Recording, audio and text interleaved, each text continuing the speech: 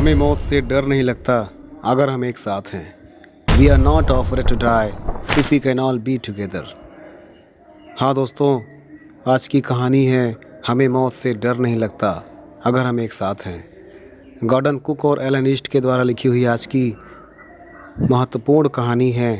इसका हिंदी रूपांतरण लेकर के आज फिर मैं आप लोग के बीच में आया हूँ। इसमें गॉर्डन कुक अपने परिवार के साथ एक लंबी वोयेज पे निकलते हैं, एक लंबी समुद्री यात्रा पर निकलते हैं। उनका सपना था कि पिछले 200 साल पुराने पूर्व कैप्टन जेम्स कुक की चलाई गई संसार के चक्कर की यात्रा को वो पूरा करेंगे। वो अपने परिवार के साथ निकल पड़ते हैं और शुरुआत में तो यात्रा बहुत ही आसान लग रही थी, लेकिन अचानक समुद्र के बीच में जब वे नाव से चल रहे थे, अचानक तेज़ लहर का झोंका आता है। उसमें वो फंस जाते हैं और बड़ी मुश्किल से वे निकल पाते हैं। उनको लगता था कि वो उनका अंतिम समय है। उनके परिवार के लोगों ने भी हिम्मत छोड़ दिया था, लेकिन सब ने ही सोचा कि अगर हम साथ हैं तो हमें मौत से डर नहीं लगता। आइए कहानी की शुरुआत करते हैं। गॉर्डन कुक अपने जीवन की घटना बताते हुए कहते हैं कि जुलाई 1976 में मेरी पत्नी मैरी, 6 वर्ष का बेटा जोनाथन, 7 वर्ष की बेटी सुजैन तथा मैं 200 वर्ष पूर्व कैप्टन जेम्स कुक द्वारा चलाई गई संसार का चक्कर लगाने वाली समुद्री यात्रा को दोहराने के लिए इंग्लैंड में प्लाईमाउथ में चला। मैं 37 वर्ष का व्यापारी और मेरी पत्नी मैरी ने कई वर्षों से उस प्रसिद्ध खोजकर्ता का अनुसरण करने का स्वप्न देखा था। पिछले 16 वर्षों में हमने अधिकतम रिक्त समय ब्रिटेन के समुद्र में अपनी समुद्री कौशल को तेज बनाने में बिताया। हमारी नाव वेव वॉकर 23 मीटर लंबी, 20 टन भारी लकड़ी का पेटा वाली सुंदर नाव थी, जिसे व्यापारियों ने बनाया था तथा हमने उनमें साज सामान रखने और तूफ़ानी मौसम को परखने की मशीनें भी लगा रखी थी। अपने 3 वर्ष की 105,000 किलोमीटर लंबी आयोजित यात्रा का प्रथम चरण अफ्रीका के पश्चिमी तट के साथ केप टाउन तक हंसी खुशी के साथ व्यतीत हो गया।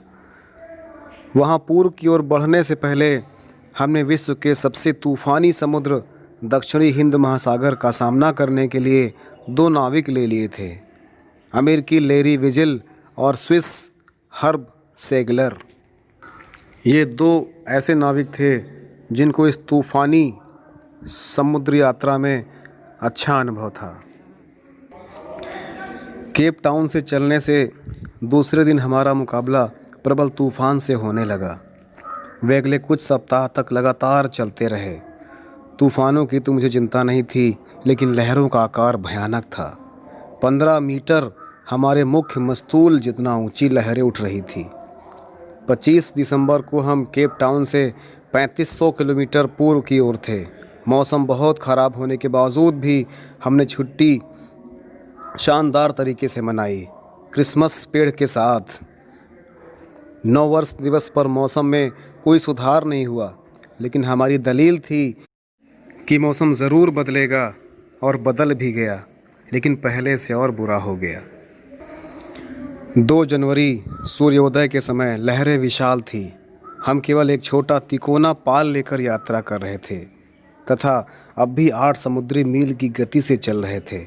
जब नाव प्रत्येक लहर की चोटी पर पहुंचती थी तो हमें अपने अनंत दीर्घकाल समुद्र अपनी ओर आता हुआ दिखाई पड़ने लगता था तथा चीखती हुई पवनें तथा फुहार कानों में चुभती थी।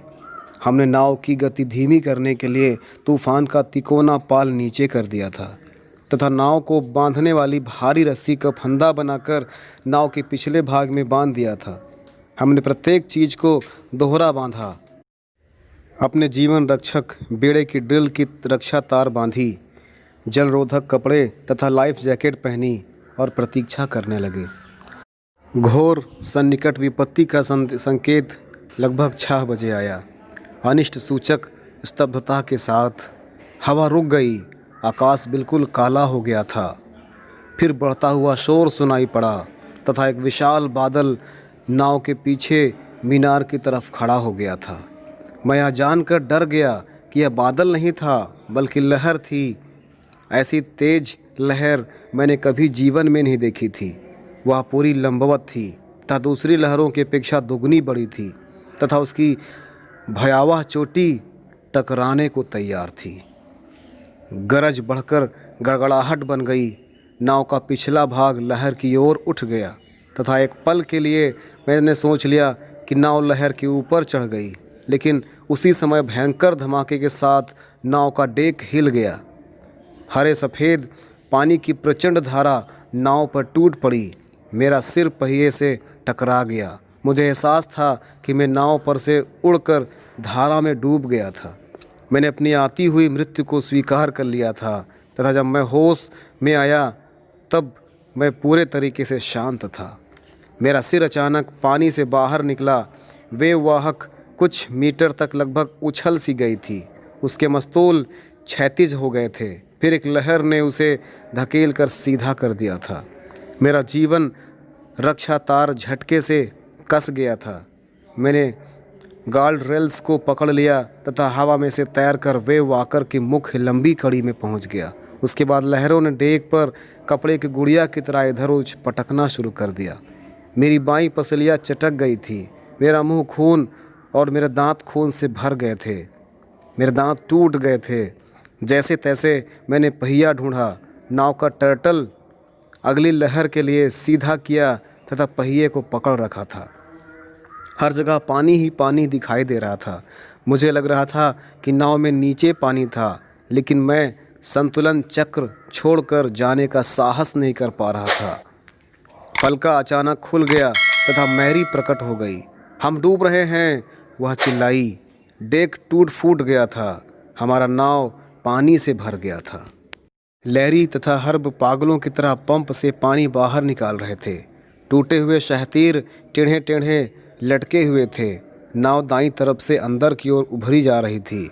कपड़े, क्रैकरी, नक्शे, डिब्बे तथा खिलौने गहरे पानी में उछल गए थे। कुछ भी सीधा साधा नहीं बचा था। कुछ तैरकर, कुछ रेंगकर मैं बच्चों के केबिन तक पहुंचा। तुम ठीक हो? मैंने पूछा। हाँ, उन्होंने ऊपर की बर्थ से उत्तर दिया, लेकिन मेरा सिर दुख रहा था। आँखों के ऊपर एक बड़े गुम्मट की ओर संकेत करते हुए स्यू ने कहा, मेरे पास चक्कर खाए सिरों के विषय में चिंता करने का समय नहीं था। हथौड़ा, पेंच और कैनवास लेकर मैं बहुत कठिनाई से डेक पर वापस गया। नाव दाईं तरफ से टूटकर खुलने के कारण प्रत्येक लहर के टकराने से पानी अंदर की तरफ आ रहा था।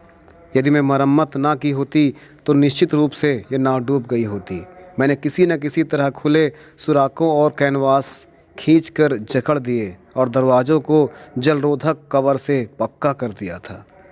थोड़ा पानी फिर भी नीचे से बाहर आ रहा था, लेकिन अधिकतर पानी साइड में से मुड़कर बाहर निकल जा रहा था। जब केबिन के पास तैरते हुए कचरे से हैंडपंप रुधने लगा, जाम होने लगा, बिजली का पंप शॉर्ट सर्किट हो गया, तो और समस्या खड़ी हो गई थी। पानी का स्तर खतरनाक तरीके से बढ़ने लगा था।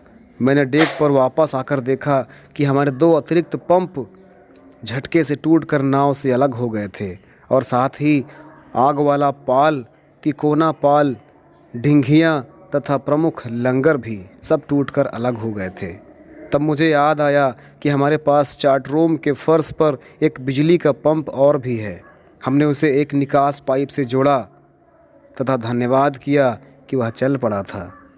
बहुत दिनों से बंद था। उम्मीद तो नहीं थी, लेकिन जैसे उस पंप को चलाया गया, आज उसने काम करना शुरू कर दिया था। शायद आज हमारी किस्मत अच्छी थी। रात ठंड में लगातार पंप से पानी निकलता रहा और हम नाव का परिचालन करने लगे। रेडियो चलाने में धीरे धीरे समय बीतता गया। हमें अपने रेडियो से भेजे संदेशों पर कोई उत्तर नहीं मिल रहा था, लेकिन हमने आश्चर्य की कोई बात नहीं थी, क्योंकि हम विश्व के सुदूर कोने में थे। इतनी दूर हो गए थे कि वहाँ तक संदेश पहुँचना बड़ा मुश्किल था। स्यू, जो मेरी बेटी थी, उसका सिर खतरनाक तरीके से सूज चुका था।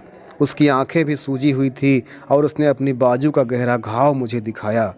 जब मैंने पूछा कि उसने अपनी चोटों की ओर पहले ध्यान क्यों नहीं दिया, तो उसने उत्तर दिया था, जब आप हम सबको बचाने की कोशिश कर रहे थे तो मैं आपको चिंता में कैसे डाल सकती थी।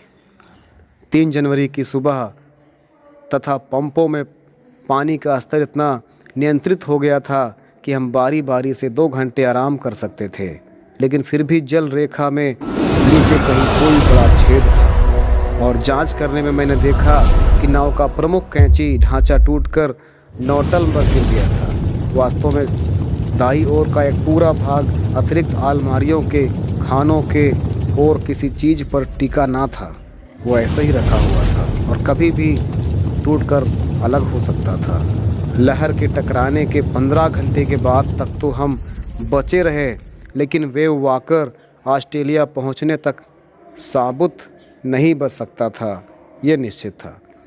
मैंने चार्ट का निरीक्षण किया और गणना की कि पूर्व की ओर कुछ 100 किलोमीटर की दूरी पर तो छोटे छोटे द्वीप हैं। उनमें से एक आइल एम्स्टर्डम फ्रांस का वैज्ञानिक केंद्र था।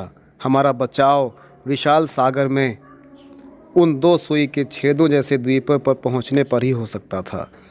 मैंने हवा तथा सागर के शांत होने तक अपने पाल नहीं खोले और हमारी बचने की आशा बहुत कम थी। इस विशाल लहर ने हमारा सहायक इंजन क्रियाशील कर दिया था। 4 जनवरी को 36 घंटे के निरंतर पंप करने के बाद पानी का स्तर केवल कुछ सेंटीमीटर रह गया था।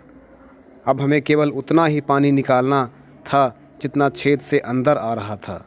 हम मुख्य मस्तूल पर पाल नहीं लगा सकते थे। ऐसा करने पर साज सामान पर इतना दबाव पड़ता कि वह पेटे से क्षतिग्रस्त होकर आग के टुकड़े टुकड़े हो जाते। इसलिए हमने तूफ़ानी तिकोना पाल फहराया और उस ओर चल दिए जहां मेरे विचार से वो 2 द्वीप थे। मुझे आशा थी कि वहां पर हम सुरक्षित लैंडिंग कर जाएंगे। मेरी नमकीन मांस तथा ककारे बिस्किट लिए हुए थी। हमने लगभग 2 दिन बाद पहला भोजन किया था, परंतु विश्राम अधिक देर तक नहीं मिला। 4 बजे काले बादल हमारे पीछे फिर से आने शुरू हो गए थे। घंटे भर में हवा फिर 40 समुद्री मील की गति से चलने लगी थी और समुद्र की लहरें फिर से ऊंची उठने लगी थी। पूरी रात मौसम बिगड़ता गया और 5 जनवरी की सुबह हमारी स्थिति फिर से निराशाजनक हो गई थी। बड़ी मुश्किल से बच करके हम आगे बढ़े थे, इस उम्मीद में कि शायद अब हम बच जाएंगे, लेकिन फिर से कठिनाई ने हमारा रास्ता रोक दिया था। जब मैं बच्चों को दिलासा देने के लिए अंदर गया, जॉन ने पूछा, डैडी क्या हम सब मरने वाले हैं? मैंने उसे विश्वास देने की कोशिश की कि हम बचने में सफल होंगे, लेकिन डैडी, वह फिर बोला, हमें मरने से डर नहीं लगता अगर हम सब एक साथ हैं। मैं, पापा, मम्मी और सीयू। उत्तर देने के लिए मेरे पास शब्द नहीं थे, लेकिन जो भी मेरे पास था उसके साथ समुद्र से सामना करना और संकल्प था। मैं बच्चों के पास गया। दाई कमज़ोर वाली तरफ को मैंने बिना क्षतिग्रस्त बाईं तरफ जिस ओर से लहरें आ रही थी उसे बांधने का निश्चय कर लिया था। उसके लिए भारी नायलॉन की रस्सियाँ और 22 लीटर वाले मिट्टी के तेल का प्लास्टिक ढोल काम चलाऊ लंगर बनाने की कोशिश करना शुरू कर दिया। उस सायंकाल मैरी व मैं हाथ में हाथ डालकर बैठे थे और टूटे हुए तख्तों में से पानी और अधिक अंदर आ रहा था। हम दोनों को महसूस हुआ कि हमारा अंत बहुत निकट है, परंतु वेव वॉकर लहरों तथा तूफ़ान में से निकलने में सफल रही। 6 जनवरी को हम धीमी होने पर मैंने सेक्सटेंट पर देखने का प्रयास किया। मैंने चार्ट रूम में वापस आकर हवाओं की गति, मार्ग में परिवर्तन, बहाव तथा धाराओं आदि का हिसाब लगाया ताकि अपनी स्थिति का पता लगा सकूं। मैं अधिक से अधिक यह पता लगा सकता था कि हम 150,000 किलोमीटर के सागर में कहीं हैं और 65 किलोमीटर द्वीप की ओर बढ़ रहे हैं। हमारे पास से द्वीप लगभग 65 किलोमीटर की दूरी पर हो सकता है। जब मैं बैठा हुआ सोच ही रहा था, स्यू जो मेरी बेटी थी दर्द सहन करते हुए चलकर मेरे पास आई उसका सिर बाईं ओर से बहुत ज़्यादा सूज आया था तथा उसकी आंखें बिल्कुल छोटी छोटी दिखाई पड़ रही थी, छिद्र की तरह। उसने मुझे एक कार्ड दिया और उसने बताया था, उसने कार्ड पर मेरा और मेरी पत्नी का व्यंग चित्र बनाया था और ये कहा था, ये शब्द लिखे थे कि ये बहुत विचित्र लोग हैं। क्या आपको देखकर हंसी आई? मैं तो बहुत हंसा। अंदर संदेश था, ओह मैं आप दोनों को कितना प्यार करती हूँ। मेरी बेटी ने लिखा था, यह कार्ड आपको धन्यवाद देने के लिए है पापा, तथा हमें सब कुछ ठीक होने की आशा करनी चाहिए, ऐसा मेरी पत्नी ने कार्ड में लिखा था, हमें दिलासा देने के लिए, जबकि वो खुद चोटिल थी। हमें किसी तरह सफल तो होना ही था। मैंने अपनी गणनाओं की जांच की तथा फिर से जांची। जांच पर जांच मैंने शुरू कर दी। हम अभी मुख्य कंपास खो चुके थे। मैं एक अतिरिक्त वाली प्रयोग कर रहा था जिसे चुंबकीय परिवर्तन के लिए ठीक नहीं किया गया था। मैंने इसके लिए गुंजाइश रखी तथा हिंद महासागर के इस भाग में चलने वाली पश्चिमी हवाओं के प्रभाव का आकलन करना शुरू कर दिया। सायंकाल लगभग 2 बजे मैं डेक पर गया तथा लहरी को नाव का परिचालन 180 किलोमीटर के मार्ग पर करने के लिए कहा, जो मुझे अनुभव नहीं हो रहा था कि 5 बजे सायं तक हमें द्वीप मिल जाए, ऐसी आशा थी। फिर उदासी के साथ मैं नीचे आकर बंक में चढ़ गया और आश्चर्य की बात यह है कि मुझे नींद आ जाती है। जब मैं जागा तो शाम के 6 बजे थे। अंधेरा हो गया था। मैं जान गया था कि द्वीप पीछे रह गया है, पाल हमारे पास रह गया है, जिसमें हम पश्चिमी हवाओं के विरुद्ध आगे नहीं बढ़ सकते हैं। हम लौटकर वहां नहीं पहुंच सकते हैं और हमें यह लगा था कि हमने आइलैंड खो दिया है। हम आइलैंड से आगे निकल गए हैं क्योंकि हमें 5 बजे तक वहां पहुंच जाना चाहिए था और अब शाम के 6 बज गए हैं। उस पल मेरे बंक के पास अस्त व्यस्त बालों वाला सिर दिखाई दिया। क्या मैं गले लग सकता हूँ? जोनाथन ने पूछा। वही जोनाथन जो मेरा बेटा था। स्यू भी ठीक उसके पीछे खड़ी थी, जो मेरी बेटी थी। अब मुझे गले क्यों मिल रहे हो? मैंने पूछा। क्योंकि आप पूरे विश्व के सर्वश्रेष्ठ डैडी हैं तथा सर्वोत्तम कैप्टन भी, मेरे बेटे ने उत्तर दिया। मुझे डर तो लगता है पर आज नहीं। क्यों नहीं? मैंने पूछा। मेरे बेटे ने कहा, क्योंकि आप हमारे साथ हैं। स्यू ने सच्चे मन से कहा, आपने द्वीप खोज लिया है डैडी। क्या? मैं चिल्ला उठा। क्या बात कर रहे हैं? क्या मैंने द्वीप खोज लिया है? मुझे लगा कि मैं बहुत आगे निकल गया हूँ। वह हमारे सामने है डैड, वे दोनों एक साथ बोले। इतना बड़ा जितना कि युद्ध पोत। मैं डेक पर दौड़ा तथा आइस एम्स्टर्डम नंगी बहिर्रेखा को देखकर चैन की सांस ली। यह ज्वालामुखी उजाड़ पत्थर का टुकड़ा था जिस पर वनस्पति केवल नाम मात्र की ही थी, परंतु यह विश्व का सबसे सुंदर द्वीप था। हमने पूरी रात तट से परे लंगर डाल रखे थे। अगले दिन सुबह द्वीप के सभी 28 वासी हमारे पास आए, हमको साहस बंधाया और हमें किनारे पर ले गए। फिर से भूमि पर खड़े होने के बाद मैं सोचने लगा और हबी के विषय में, जो अति भयंकर समय में भी प्रसन्न और आशावादी थे। मैरी के बारे में, जो संकट के समय चालन पहिए पर बैठी हुई थी, और उन सब के अधिक मन मेरे मन में उस 8 वर्षीय लड़की के विषय में विचार आया, जो हमें अपने सिर की चोट के बारे में परेशान करना नहीं चाहती थी। बाद में चमड़ी तथा खोपड़ी के बीच बार बार होने वाले खून के थक्के को निकालने के लिए 6 छोटे छोटे ऑपरेशन करने पड़े थे उसको ठीक करने के लिए। मैं उस 6 वर्ष के लड़के के विषय में, जो मरने से नहीं डरता था, उसके विषय में सोचा और मैंने यही सोचा था कि अगर हम एक साथ हैं तो we are not afraid to die. हमें मौत से डर नहीं लगता है अगर हम एक साथ हैं। We are not afraid to die if we can all be together.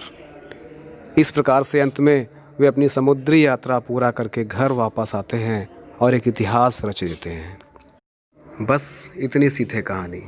Guys, अगर आपको वीडियो पसंद आए, कहानी पसंद आए, तो लाइक ज़रूर कर दीजिएगा, अपने फ्रेंड्स को शेयर करिएगा। अगर अभी तक आपने चैनल को सब्सक्राइब नहीं किया है तो please subscribe the channel. Thank you. जय हिंद। वंदे मातरम।